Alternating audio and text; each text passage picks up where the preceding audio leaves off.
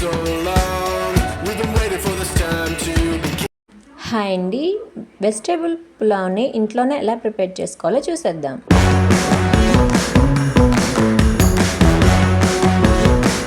Vegetable pulao కోసం కావలసిన పదార్థాలు: ఆనియన్స్, క్యారెట్ ముక్కలు, టమాటా ముక్కల్ని సన్నగా కట్ చేసి తీసుకోండి. మీ దగ్గర బీన్స్, ఆలు ఉంటే అవి కూడా యాడ్ చేసుకోవచ్చు. నా దగ్గర లేవు, అందుకే స్కిప్ చేశాను.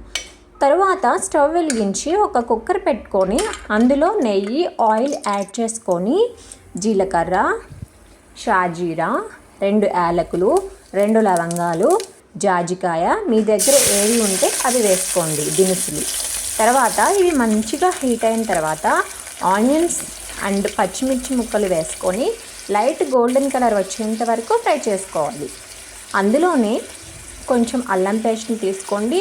మరీ ఎక్కువగా తీసుకోకండి, ఎందుకంటే పులావ్ అంతా చేదొస్తుంది.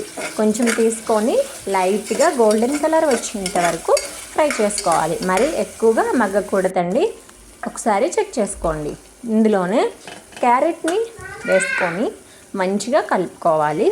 తర్వాత టమాటా ముక్కల్ని యాడ్ చేసుకొని మంచిగా ఫ్రై చేసుకోండి. వీటిలోనే మసాలా కొంచెం యాడ్ చేసుకోవాలి. ఇది నేను ఇంట్లో ప్రిపేర్ చేశాను, హోమ్మేడ్ మసాలా. ఒకసారి మీరు కూడా ట్రై చేయండి. ఇందులోనే పచ్చి బఠానీల్ని త్వరగా నానాలంటే ఒక హాఫ్ అన్ అవర్ పాటు వేడి నీళ్ళల్లో నానపెట్టుకోండి. ఇలా నానపెట్టిన తర్వాత వాటిని వాష్ చేసుకొని ఇలా డైరెక్ట్గా ఇందులో వేసుకొని కలుపుకోండి.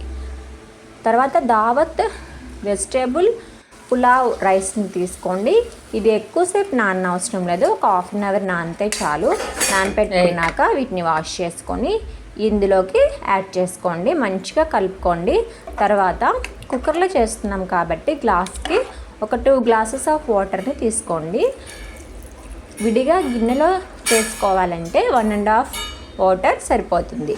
ఇలా వాటర్ పోసుకున్నాక సాల్ట్ సరిపోకపోతే అడ్జస్ట్ చేసుకోండి. ఇలా సాల్ట్ వేసుకున్నాక మొత్తం కలుపుకొని కుక్కర్ మూత పెట్టాక కుక్కర్ ఆవిరి మొత్తం పోయిన తర్వాత చెక్ చేసుకోండి. చూడండి, ఎంతో పొడి పొడిలాడుతూ వెజిటేబుల్ పులావ్ అనేది రెడీ అయిపోయింది. ఇలా ప్లేట్లో సర్వ్ చేసుకొని ఆనియన్స్ని కట్ చేసుకొని పెరుగు చట్నీని కూడా తయారు చేసుకొని చక్కగా ఇంట్లోనే తినేసేయండి. సరేనా అండి? ఈ వీడియో కనుక మీకు నచ్చినట్లయితే ఒకసారి తప్పకుండా ఇంట్లోనే ప్రిపేర్ చేసుకోండి. ప్రిపేర్ చేసుకున్నాక ఒకసారి నాకు కామెంట్ సెక్షన్లో కామెంట్ చేయండి. ఓకేనా అండి? ఎలా వచ్చింది అని అనేది కామెంట్ సెక్షన్లో కామెంట్ చేయండి. ఈ వీడియో నచ్చితే కనుక సబ్స్క్రైబ్ చేసుకోండి అండ్ లైక్ చేయండి. షేర్ చేయటం మాత్రం మర్చిపోవద్దు.